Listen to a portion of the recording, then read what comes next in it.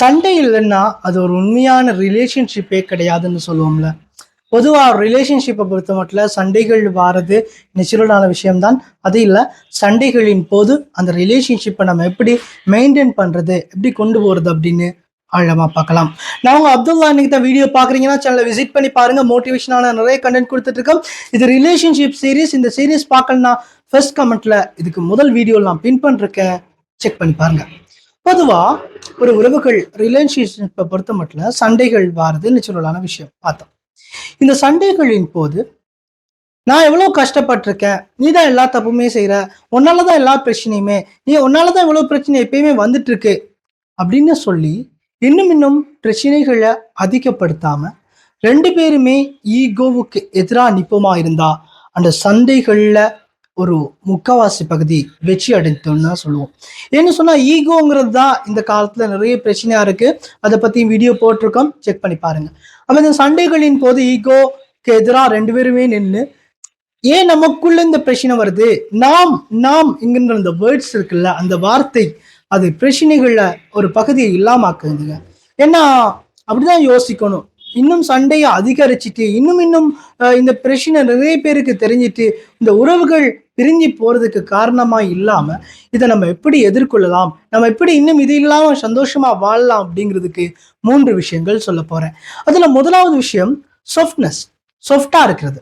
எப்படின்னா கோபம் வாரப்ப கடினமான வார்த்தைகள் சத்தம் போட்டு பேசுறது அது எல்லாமே நேச்சுரலான விஷயம்தான். அதையும் தாண்டி இப்ப என்ன பிரச்சனை, ஏன் இந்த பிரச்சனை வருது, நமக்குள்ள என்ன நடந்துச்சு, நம்ம சந்தோஷமா தானே இருந்தோம், இந்த பிரச்சனை இல்லாம ஆக்குறனா என்ன பண்ணலாம், இப்படித்தான் யோசிக்க வேண்டுமே தவிர இன்னும் அதிகரிக்கிறதுன்னு சொல்லி யோசிக்க கூடாது. அடுத்தது 2வது விஷயமா சொல்றது மன்னிக்கிறது.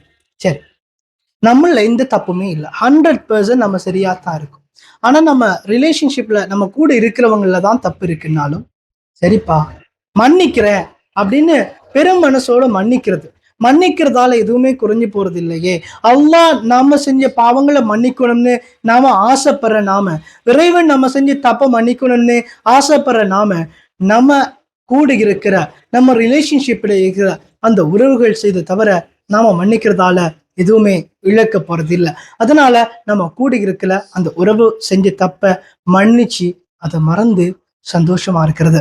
3வது விஷயம் சைலண்டா இருக்கிறது. எப்படின்னா அந்த உறவுகள்ல பிரச்சனை முத்தி போகுது, இன்னும் போயிட்டு இருக்கு, இது இன்னும் ஓவர் ஆயிட்டுன்னா அது விபரீதங்களை ஏற்படுத்தும் அப்படின்னு விளங்கும்ல, அந்த நேரத்துல அமைதியா இருக்கிறது.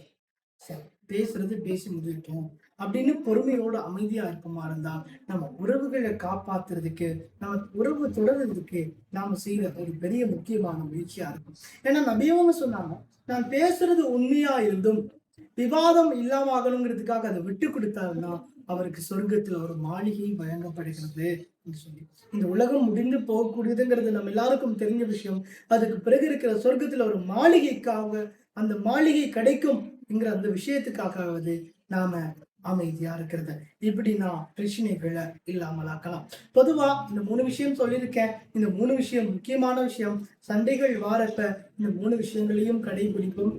குறிப்பா இந்த ஈகோங்கிறதெல்லாம் தெரிஞ்சுட்டு தப்பு நம்ம பக்கம் இருந்தாலும் நாம ஃபர்ஸ்ட் போய் மன்னிப்பு கேட்கறது, தப்பு அவங்க பக்கம் இருந்தாலும் சரிப்பா நானும் தப்பு பண்ணிட்டேன் மன்னிச்சுக்கோ ப்ளீஸ்னு மன்னிப்பு கேட்கறது. பொதுவா ரிலேஷன்ஷிப்ல நான் ஒரு விஷயத்த சொல்லிக்க ஆசைப்படுறேன். லைஃப்ல எல்லார்கிட்டையும் நம்ம முழுமையா இருக்கணும், எல்லார்கிட்டையும் நம்ம ப்ரூவ் பண்ணணும் அப்படிங்கிறது எங்கேயும் தாண்டி நம்ம கூட இருக்கிறவங்க கிட்ட, நம்ம ரிலேஷன்ஷிப்ல நம்ம கூட நம்ம ஃப்ரெண்ட்ஸோ ஃபேமிலியில ஒருவங்களா இருக்கலாம், யாரா இருந்தாலும் அவங்களுக்கு நம்ம முழுமையா உண்மையா இருக்கிறது எதுவுமே நம்ம இழக்க போறது இல்லை. அதனால ஈகோங்கிறத முழுமையா இல்லாமக்கிட்டு சந்தோஷமா வாழ்வோம், சண்டைகளை தாண்டி அன்பா இருப்போம், லைஃப் பெஸ்டா அழகா இருக்கும். நெக்ஸ்ட் வீடியோல சந்திக்கலாம். இந்த வீடியோ குறித்த டவுட்ஸ் இருந்தா கமெண்ட்ஸ் பண்ணுங்க, நெக்ஸ்ட் வீடியோல கிளியர் பண்ணுறேன். நான் அப்துல்லா. தேங்க்ஸ் ஃபார் வாட்சிங். நன்றி.